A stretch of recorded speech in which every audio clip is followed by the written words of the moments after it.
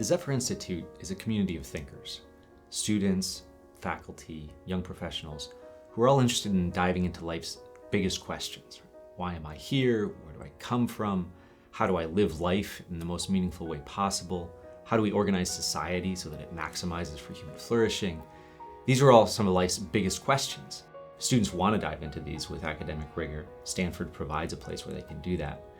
But there are reasons that it's difficult at times in a big place like Stanford to really seek answers to these questions. I think a good way to understand Zephyr is Socrates. Socrates loved Athens. It was his city. It was an intellectually vibrant place. But there were problems. Some of the intellectual leaders in Athens were motivated by all sorts of different things besides just truth, beauty, and goodness. Sometimes careerism could seep in. The sophists were interested in furthering their own careers. And we can all kind of be driven by things other than truth, beauty, and goodness.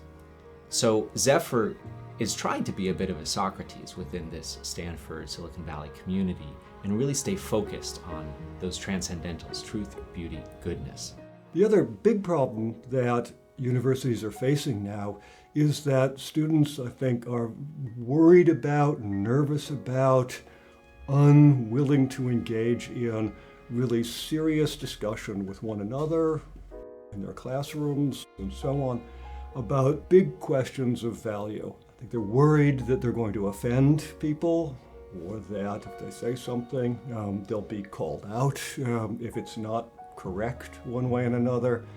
And because of that, they're tending to self-censor. Sometimes that self-censorship is potentially encouraged because they pick up signals from the faculty or from more senior students that that's the right way to talk.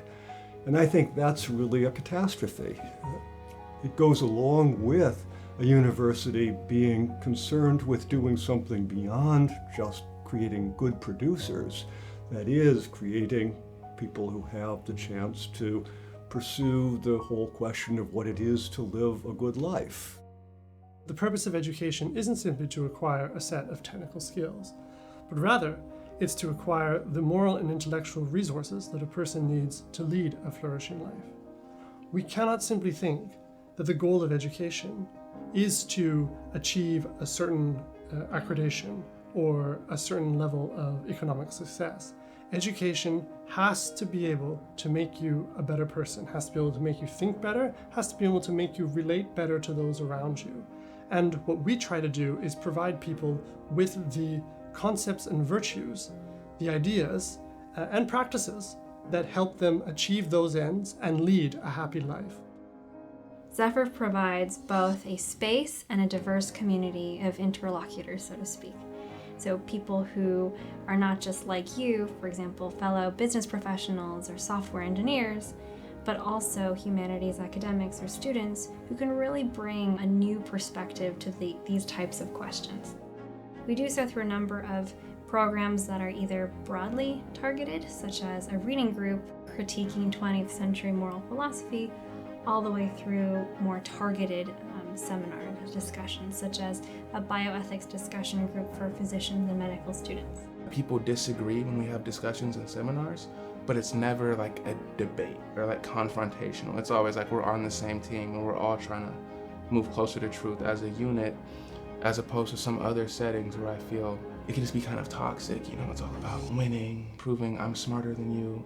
I think Zephyr's really special in that regard, just in terms of being a place where genuine, productive dialogue actually happens and people of different viewpoints actually hear each other. Firstly, there was an intellectual respect that was immediately palpable, like when you walked into the room, and yet there was also a sense of intellectual adventure and also a willingness to kind of dive together into the unknown. We want the next generation of social, cultural, and political leaders to be more grounded, more thoughtful, and happier people than their predecessors, both for their own good and for the good of the society that they're going to have a central role in shaping, because that's what we want, to build a better society, and moral education is the way to get there.